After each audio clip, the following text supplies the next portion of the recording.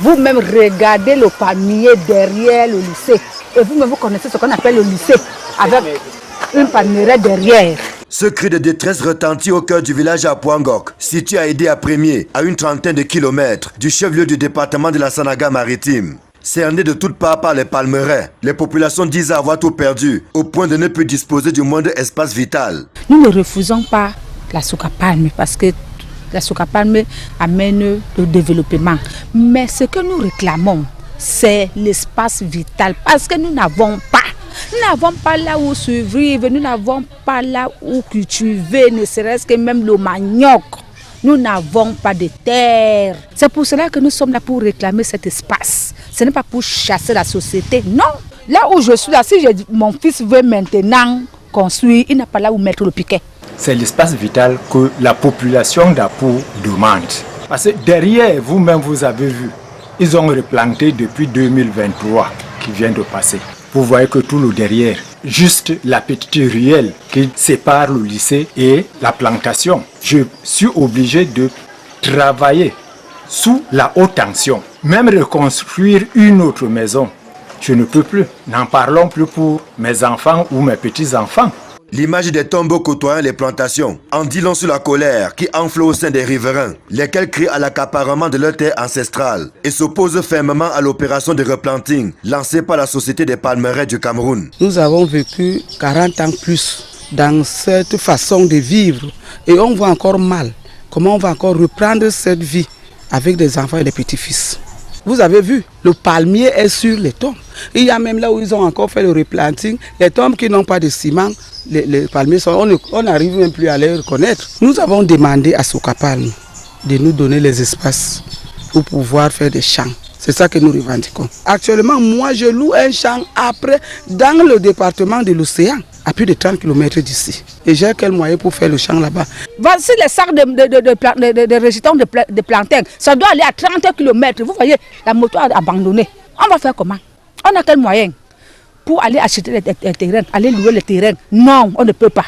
Les deux parties se regardent d'autant plus en chien de faïence que sur le terrain, les réalisations sociales au bénéfice des populations contenues dans le cahier de charges peinent à prendre corps. Il y a, par exemple, électrifier certains quartiers, mettre les forages d'eau dans les établissements. Il y a des choses à faire dans les établissements. S'ils ont mis maximum, je crois, 2 forages dans 2 quartiers différents, et ils ont fait ça l'an passé. Pour le reste, vraiment, absolument, ils ne font rien.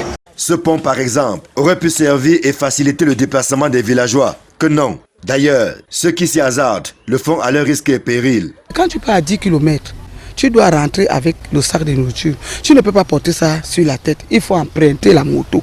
Cette moto-là, maintenant, va passer par où? Vous avez vu ce pont. Ils préfèrent, à cause du mauvais cœur qu'ils font aux riverains, aller contourner 11 km vers le camp 3 pour ressortir avec les noix ici.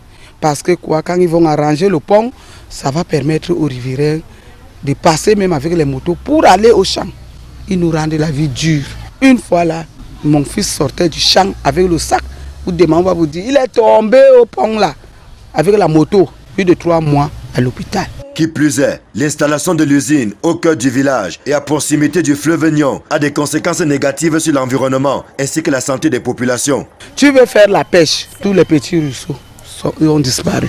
Les produits chimiques, tu pars même pour trouver des poissons là-bas, tu trouves les poissons qui ont des gales, les grosses plaies. Mais on prend, on mange. Nous sommes pourris, l'eau est polluée. Les lagunes sont là, on ne respire pas. Vous-même, depuis que vous êtes ici, l'odeur là, c'est la magie. Les mouches. Voici l'oignon, voici l'usine. Vous-même, vous connaissez ce que ça doit se faire entre l'oignon et l'usine en même temps. Nous ont pollué l'oignon des années. Des plaintes et complaintes qui ont suscité une réaction de la direction générale de la Sokapalme. Dans un courrier adressé à l'association des femmes riveraines de cette agro-industrie, Dominique Cornet, parlant du replanting, indique qu'il s'agit d'abattre de très vieux palmiers et de replanter de jeunes plants dans les limites de leur titre foncier, qui, précise-t-il, ne souffre d'aucune discussion. Il ajoute que la plantation d'Edea n'était pas concernée par les 250 hectares de terre à préserver de tout replanting autour des villages, comme convenu en 2000 entre la Sokapalme et l'État du Cameroun.